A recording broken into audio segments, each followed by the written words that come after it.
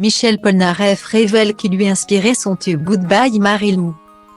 Michel Polnareff est de retour sur le devant de la scène et compte bien le faire savoir. L'artiste, véritable ovni de la chanson française, sort en effet un album dans lequel il revisite son répertoire musical en piano-voix. Mais attention, il ne faut surtout pas lui parler d'un album de reprises, ce sont des versions originales. Des reprises, pour moi, c'est une dame qui fait de la couture, lance-t-il au journaliste du JDD venu l'interviewer pour un entretien légèrement tendu.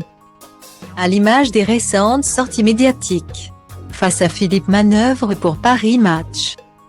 Il avait notamment, encore, dégommé Benjamin Biolay, je ne sais pas qui c'est. Virgule et bio, pas compris répondait-il. Mais le chanteur aux lunettes blanches a également fait de rares confidences sur son fils Lucas.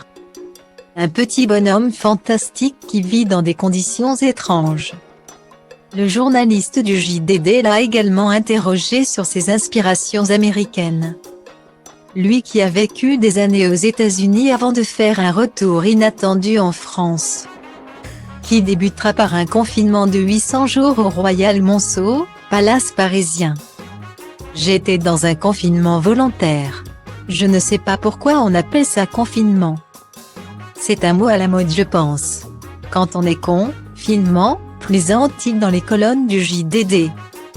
C'est notamment durant cette période, en 1989, qu'il écrira l'un de ses plus grands tubes, Goodbye Marilou.